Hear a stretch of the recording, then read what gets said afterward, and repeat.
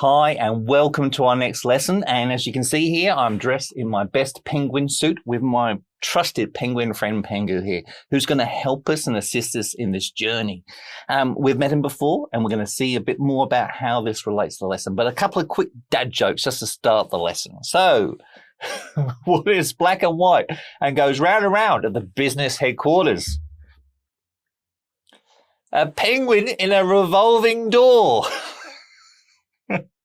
And how do penguins make difficult decisions about change? They flipper the coin.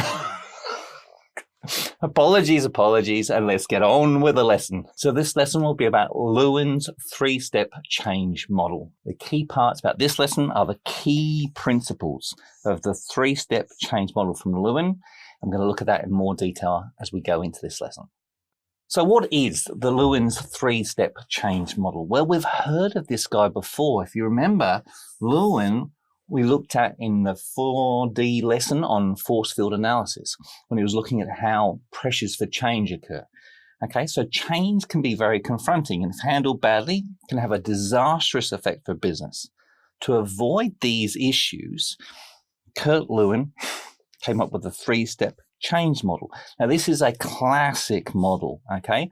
Came about in 1947, but if you go onto university, you will undoubtedly see this model again in terms of how we manage change in business. So as we remember from before, Lewin was a physicist, and he explained organizational change using the analogy of changing the shape of a block of ice. So we're going to go through that very same animation now with our trusted friend Pengu.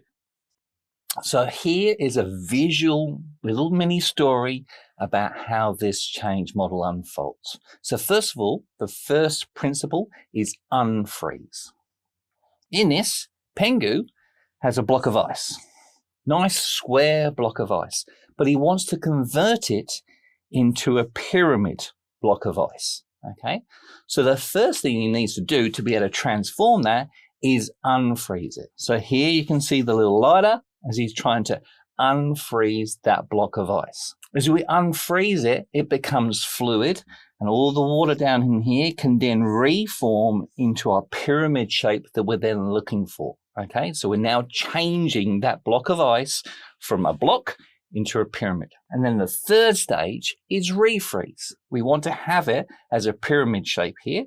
So now we're going to put that pyramid shape into the freezer. We're going to refreeze it to lock it into the position of the pyramid that you can see in that freezer. So the principles are nice and simple, really. Unfreeze, change, refreeze. So let's unpack that now a little bit more, okay? So unfreeze. So what's happening in this stage, okay, in terms of a business analogy? So we've obviously got Pengu here. He's lighting the block to try and get it, prepare it, ready to convert it into the new shape. So this is all about the preparation in business prior to the actual change taking place. So we're trying to remove resistance to change. Prepare stakeholders to embark on this. You can now imagine any change is confronting. And so by getting people ready for it and preparing for them, you're going to hopefully build up the chances of success as we move through that change process. Now, obviously, you can think about it. There's a strong relationship here to the force field analysis.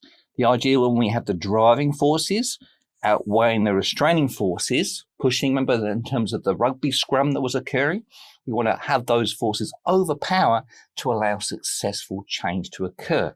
So all of this is about preparing us to embark on a successful change process. Unfreeze, the first principle. Now adding another layer of detail onto it. So you've got a more complex answer as you're looking at your SACs and exam responses. What do you need to consider within a business as we go about this unfreeze stage? Well, obviously, if we're embarking on a change, when we're preparing the business for it, first of all, we want to survey the business. What's happening now? What needs to change? Why does it need to change? And how would we like this change to occur? If we're going to embark on a big change and change the whole level of the business, we want that strong support from senior management to make sure that they're behind us as well. We want to have and ensure that all the stakeholders, whether they be employees, customers, suppliers, the broader general public, they're aware of what's going on and why we're seeking to embark upon this. So we need to give them a compelling message. Why? Maybe we've got a problem with declining sales figures and our business is approaching bankruptcy. Maybe we've got falling market share. We need to respond to other competitors.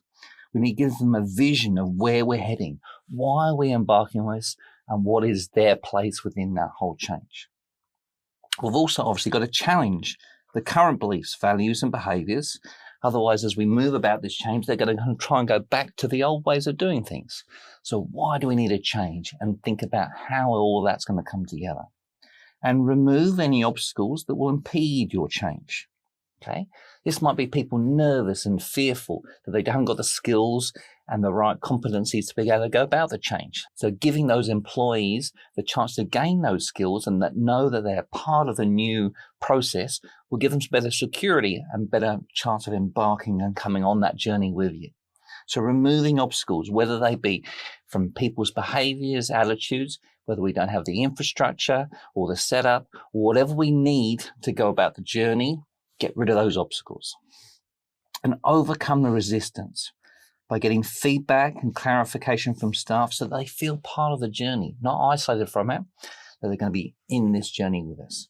So unfreeze. The first principle, the first step, we're preparing to undergo change and getting everyone on board with us at that stage. The second stage, obviously, is the change itself, okay? So Kurt Lewin was aware that change is not just an event, a one-off singular thing that suddenly happens, but it's a process, okay? So he called this one also a transition. We're transitioning from the square block into the pyramid, okay? We're making it fluid and we're embarking upon that. It's not all going to happen at once.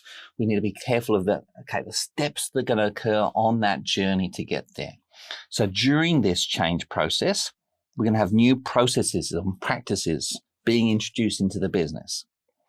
And obviously, as we're going about this, it's going to be a bit confronting for some people. They're going to be a bit nervous and so on. So we're going to make sure that employees feel their natural fear and have some support, counseling and training to help have a smooth transition through this change process. Okay, again, putting an extra level of detail upon this, okay? So as we're going about this smooth transition we're looking for, so we want to have the employees with us on this journey, okay?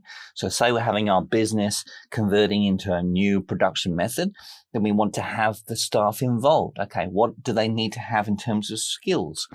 Can they identify any problems and errors that need to be resolved as we're going about it? So we want to get staff actively involved and empower. So that, again, breaking down that word, empower, giving employees power. So give them a voice. Let them be part of that change. And anything we do as we're going about this change process, if we get a short-term win, we want to celebrate that. Yes, okay, that was a great step forward. We can see some transition going on, okay? So reinforcing great jobs being done, some rewards, some acknowledgement, all of those things to make people keep going along with that change process. And then giving them some time and communicating to say what's going right, what's going wrong, get some feedback about them to keep moving them in the direction that you want to achieve. So this change process is the second stage. It's a transition stage. We're moving into this new era that we're looking for. And the third stage, okay, is the refreeze, okay? Here we've reached a point returning the business to a new state of stability. So as you can see in the picture here, we've got our block of ice now molded into the pyramid shape, and we're now going to put it in the freezer to refreeze it to make it solid, okay, to anchor it into place. So anchoring the change so we can sustain it going forward. That it's not just we've changed and then suddenly we're going to revert back to old behaviors. Okay, so how can we anchor it, make it stable and secure going on to the future? And again, let's put some more layers into this. So what will go on as the business goes through this process of anchoring the change in? Well, we want to make sure that people don't revert back to their old behaviors. So we want to have some new policies brought in and introduced to reinforce the new culture. Okay, so we've got a new production system. We want to make sure people keep applying the new systems in place. We might need new job descriptions developed for any new jobs created. So again, cementing the roles in place. We want to recognize and reward all the good behavior that's demonstrated in the new system in place. And we want to celebrate the fact that we've achieved this and make employees part of that process and go, wow, look what we've achieved. We've made a big successful change and we've gone about that whole process. So the refreeze stage is when we anchor it, we make it stable, and we're trying to reinforce it to make sure that we don't budge again. So here, hopefully you can see that nice circle. We have unfreeze, preparing for change. Change, the actual transition process itself. And then we go into the refreeze stage when we're trying to solidify and anchor that change. So we have this rotation going on. But as you can understand, after the change process is completed, the business is not expected to remain in that same position forever. Okay, other things might occur. We might need to redevelop or redesign the process. Or we might find it's not quite how we anticipate it to be. And again, we need some refinement work going on. So while refreezing is important as the culmination of this vision,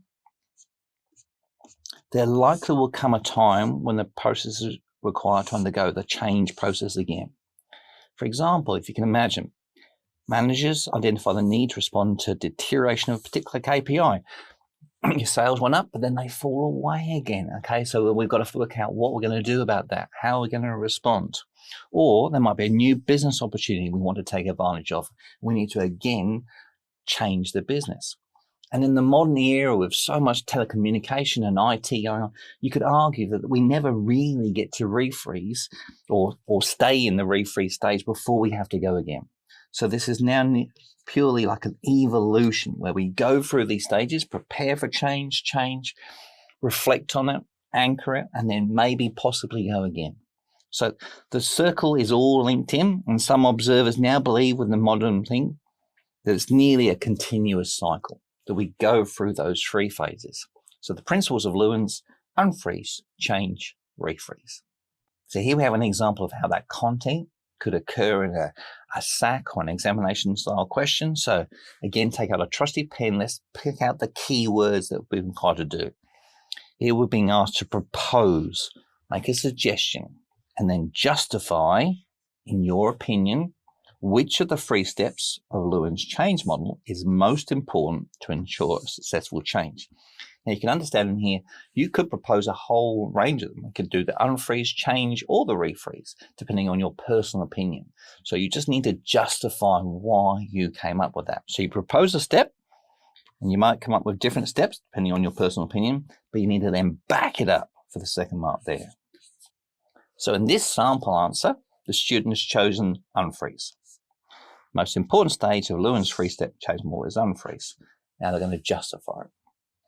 As the unfreeze step is concerned with adequately preparing the business for change by ensuring that all relevant stakeholders are notified of the change and supportive of it, failure to complete this step correctly will ultimately lead to the failure of the entire change process. So the idea being that the foundations will fall apart before you even embark on the change. This stage can be seen to have an analogy with building foundations.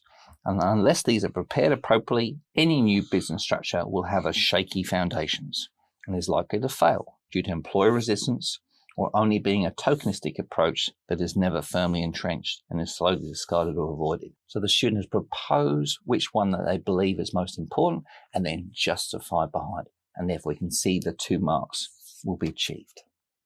Okay, so here we have a slide of bringing it all together with our trusted friend Pengu. So Lewin's 3-step change model. First of all, unfreeze.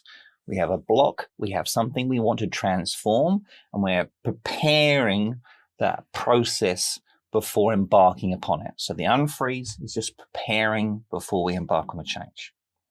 The change itself is when we change or transition that block into a new form, or we transition the business into a new form. And the refreeze, when we then take that and then anchor it, make it stable so it can be an ongoing purposeful change. Again, think of it as an ongoing continuous cycle. We unfreeze, we prepare for change, we move on to the change itself and make that transition, and then we anchor it. We make it solid in the refreeze stage before then evaluating and maybe embarking on a new period of change. So it's Kurt Lewin's 3-step change model. This is a systematic approach to achieve successful change in a business. As the name suggests, we're looking at those 3 steps again. So let's keep reinforcing it. Unfreeze, change, refreeze. Taking in all of those aspects, and hopefully with that model, we can achieve a successful change. In our next lesson, we're going to look at change and how it affects different stakeholders.